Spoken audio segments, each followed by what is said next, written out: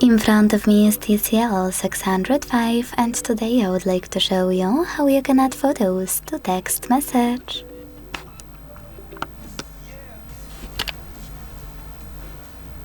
Begin by launching Messages app and selecting or creating a chat. Now click on this icon of a camera and the photo at the bottom right corner and add all of your photos by clicking on them.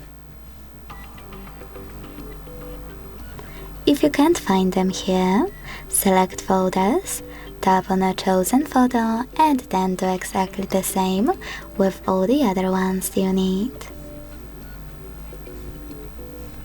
If you want to take a photo and add it instantly, click on the same icon one more time. Then select those two arrows at the top right corner of this camera section and take a pic.